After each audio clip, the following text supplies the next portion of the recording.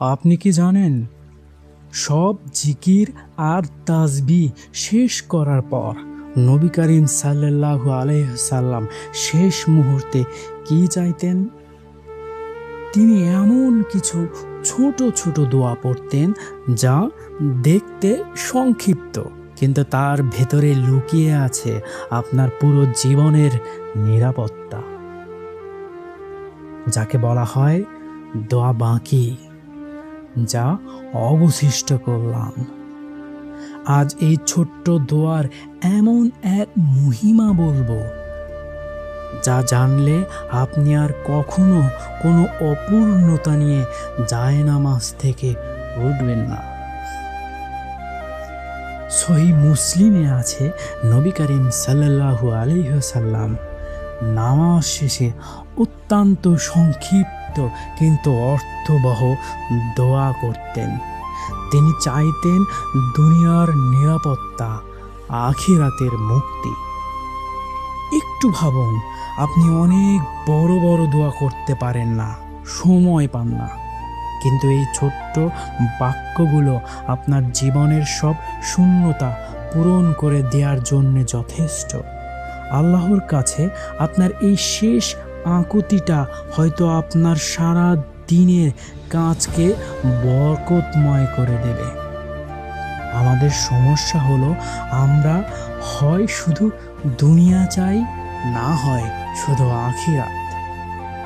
কিন্তু এই ছোট্ট দোয়াগুলো আপনাকে শিখাবে কিভাবে দুই জায়গাতেই সেরাটা হওয়া যায়। এটি আপনার সাধারণ আবদার নয়, এটি আপনার রবের কাছে আপনার ফাইনাল রিপোর্ট। আপনি যখন বলেন, আল্লাহ আমাকে সব মঙ্গলের অধিকারী করুন, আল্লাহ তখন আপনার জন্য এমন সব রাস্তা খুলে দেন যা আপনি কল্পনাও করতে পারেননি। আপনি কি সেই প্রশান্তি আর ভরসা অনুভব করছেন? এই দোয়াটি পড়লে আপনার পুরো নামাজের ইবাদতটাই একটি সিলমোহর পায়।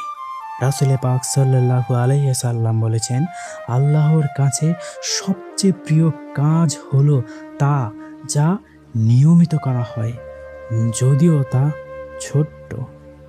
আপনি যখন নামাজের পর শান্ত হয়ে বসে এই দোয়াটি করেন, আপনি আপনার চারপাশকে একটি অদৃশ্য নূরের চাদর দিয়ে মুড়িয়ে নিচ্ছেন।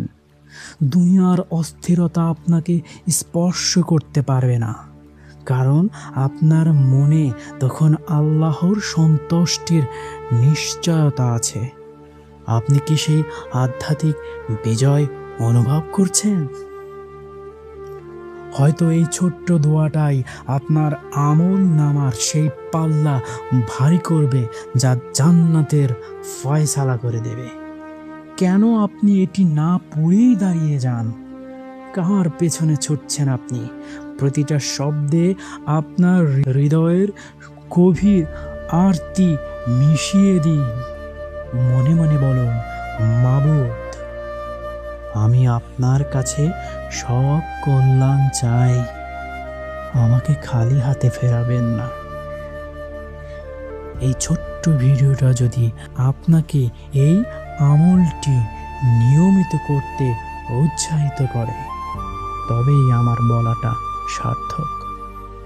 অবহেলা করবেন না, এই ছোট্ট দোয়াগুলোই আপনার বড় বড় বিপদ থেকে বাঁচাবে।